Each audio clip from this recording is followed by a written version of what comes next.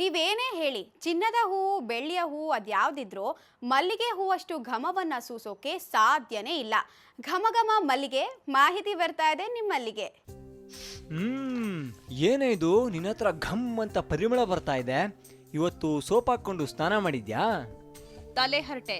ನಮ್ಮಣ್ಣ ನಂಗೊಂದು jasmine perfume ತಂದು ಕೊಟ್ಟಿದ್ದಾನೆ, ಅದ್ರದ್ದೇ ಪರಿಮಳ ಇದು.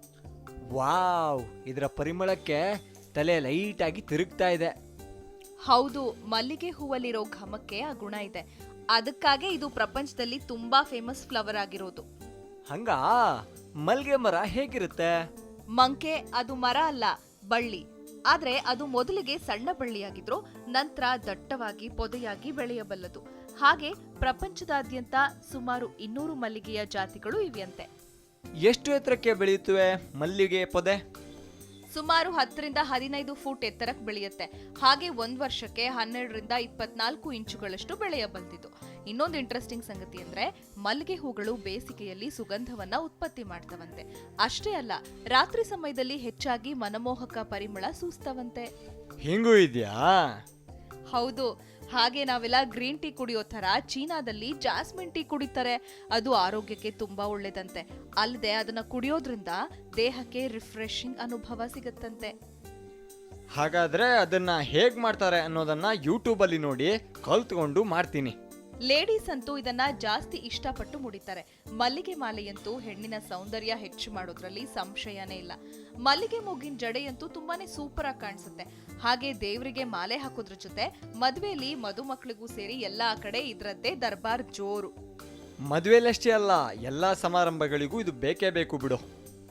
ಹಾಗೇನೆ ಪರ್ಫ್ಯೂಮ್ ತಯಾರಿಕೆಯಲ್ಲಿ ಕೂಡ ಇದನ್ನ ಹೆಚ್ಚಾಗಿ ಬಳಸಲಾಗುತ್ತೆ.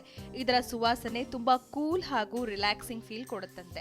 ಅದರಿಂದ ಮಲ್ಲಿಗೆದು ತಲೆಗೆ ಬಳಸೋ ಎಣ್ಣೆ, ಸೋಪು, ಶಾಂಪೂ ಜೊತೆ ಮೈಗೆ ಹಚ್ಕೊಂಡು ಲಕ ಅಂತ ಹೊಳೆಯೋಕೆ ಕೆಲವೊಂದು ಕ್ರೀಮ್ಗಳನ್ನು ಮಾಡ್ತಾರೆ.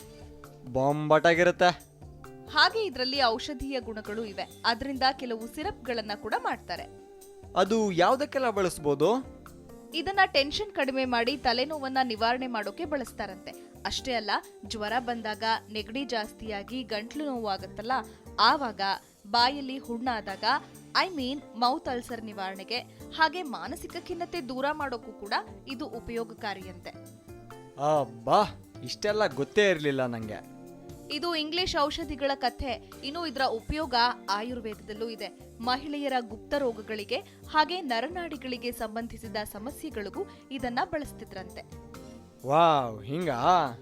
ಹಾಗೆ ಚೀನಾ ಮಂದಿ ಮಲ್ಲಿಗೆ ಹೂವನ್ನ ಸಂತೋಷ, ಉತ್ತಮ ಬಾಂಧವ್ಯ ಹಾಗೂ ಸೊಬಗಿನ ಸಂಕೇತ ಅಂತಾನೂ ಭಾವಿಸಲಾಗತ್ತಂತೆ. ಓಹೋ, ಹೀಗೇನು? ಹಾಗೆ ಮಲ್ಲಿಗೆಯ ಎಲೆ ಇದೆಯಲ್ಲ, ಅದು ಯಾವಾಗ್ಲೂ ಹಸಿರಾಗಿರತ್ತಂತೆ. ಹಾಗೆ ಹಸಿರಿದ್ದಾಗ್ಲೇ ಉದ್ರತ್ತಂತೆ, ಗೊತ್ತಾ? ಸೂಪರ್. ಓಕೆ, ನಾನು ಬರ್ತೀನಿ ಕಣೆ. ಏನೋ ಸಡನ್ ಆಗಿ ಹೊರಟ್ಬಿಟ್ಟೆ, ಎಲ್ಲಿಗೆ? ನಿನ್ನೆ ಗುಂಡ ಒಂದು ಒಗಟನ್ನ ಕೇಳಿದ್ದ, ಹಸಿರು ಮನೆ ಮೇಲೆ ಮೊಸರು ಚೆಲ್ಲಿದೆ ಅಂತ. ಅದ್ರ ಉತ್ತರ ಮಲ್ಗೆ ಹೂವು ಅಂತ ಈಗ ಹೊಳಿತು. ಹಿಂಗ ವಿಷಯ. ಸರಿ, ಹೋಗ್ಬಾ.